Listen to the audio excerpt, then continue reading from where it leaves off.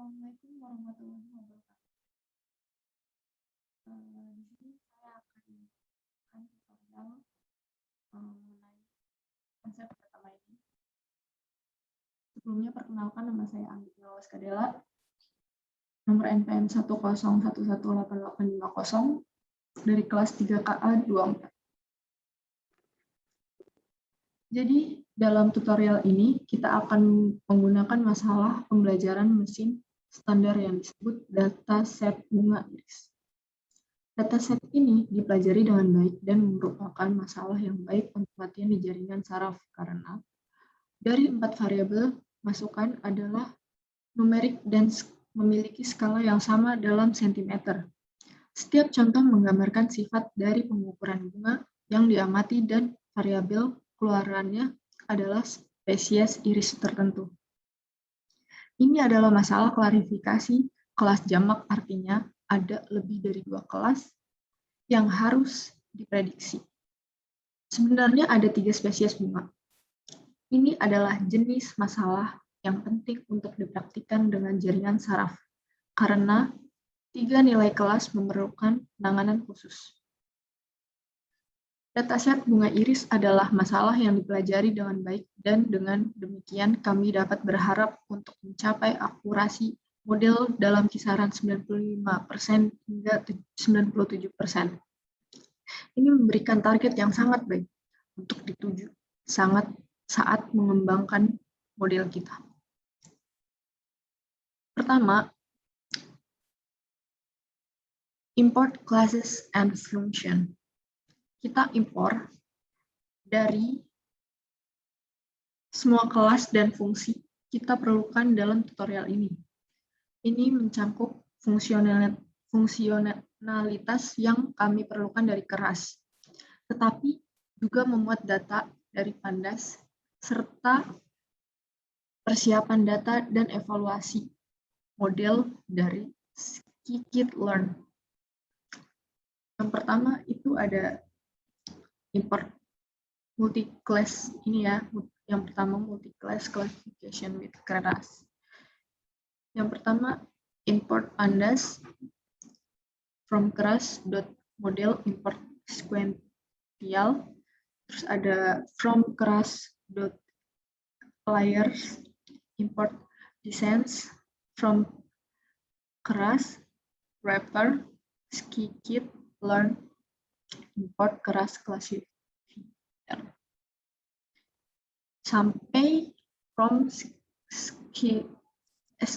sklearn.pipeline import pipeline. Oke, sampai sini itu adalah import classes and function. Jadi menjelaskan tentang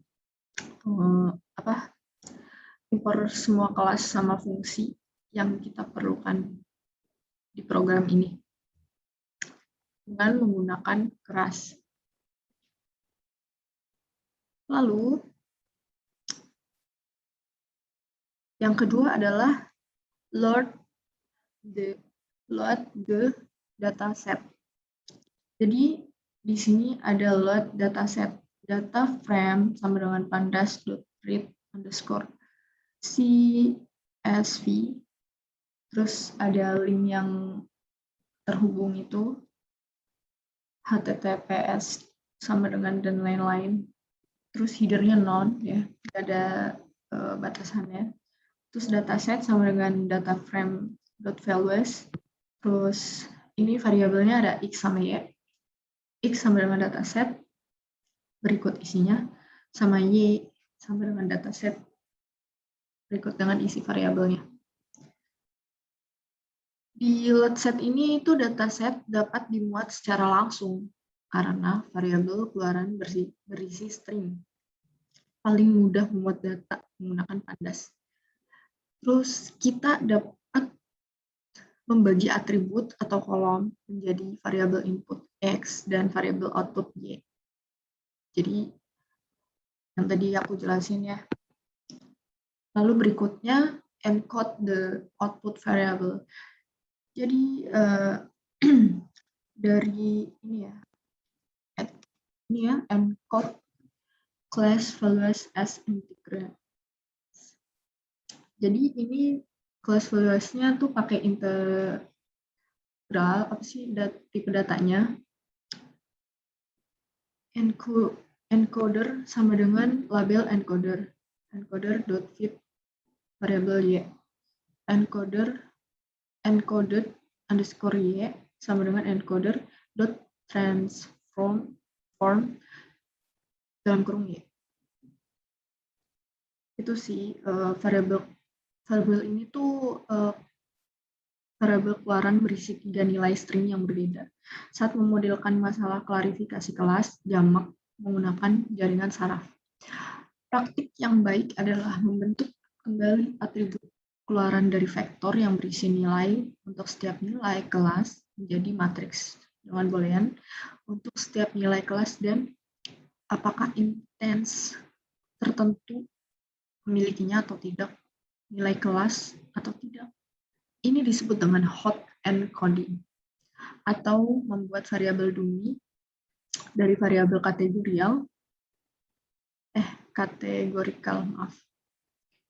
Yang keempat itu ada define the neural network model. Jadi, jika Anda baru mengenal keras dan deep learning, wajib banget lihat tutorial yang insya Allah bermanfaat. Pustaka keras menyediakan kelas pembungkus untuk memungkinkan Anda menggunakan model jaringan neural yang dikembangkan dengan keras di scikit-learn.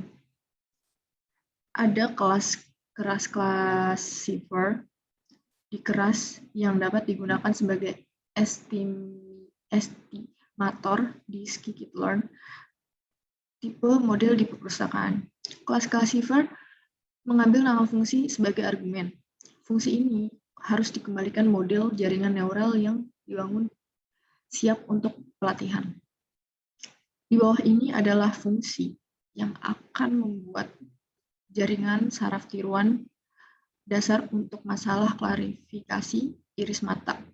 Ini menciptakan jaringan sederhana yang terhubung sepenuhnya dengan satu lapisan tersembunyi yang berisi 8 neuron. Lapisan tersembunyi menggunakan fungsi aktivasi penyearah yang merupakan praktik yang baik karena kita menggunakan pengkodean one hot untuk dataset iris kita. Lapisan keluaran harus membuat nilai keluaran satu untuk setiap kelas. Nilai keluaran dengan nilai terbesar akan diambil sebagai kelas yang diprediksi oleh model. Jadi di sini tuh kayak ada inputnya buat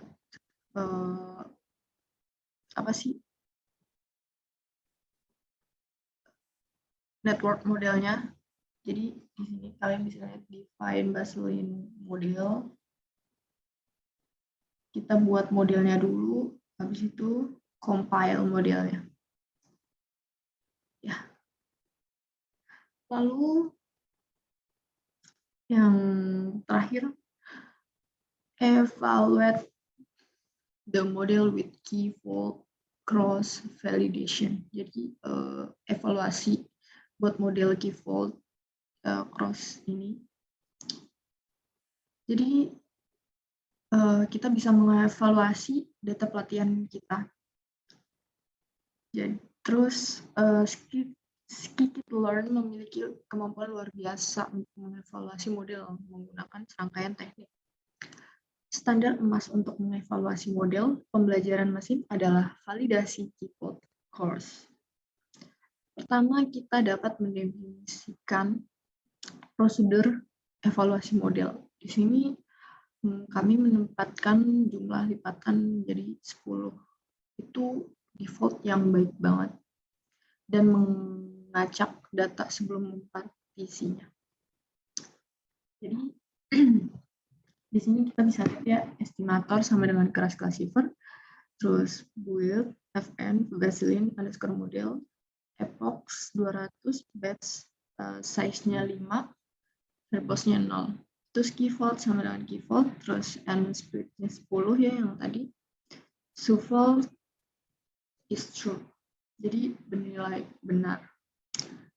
Resultnya itu cross underscore val underscore score, terus dalam kurung estimator, kemudian dimasukkan variabelnya x, dumi y, dan cv sama dengan false ya, yang kita bisa lihat di sini. Nah, oke. Lalu output setelah codingan ini ditulis, kita bisa run di sini. Run, lalu muncul outputnya seperti ini. Hasilnya sama dengan 96%, 96,67% atau 3,33%. Jadi untuk sekian penjelasan dari saya. Mohon maaf jika kurang jelas. Terima kasih. Wassalamualaikum warahmatullahi wabarakatuh.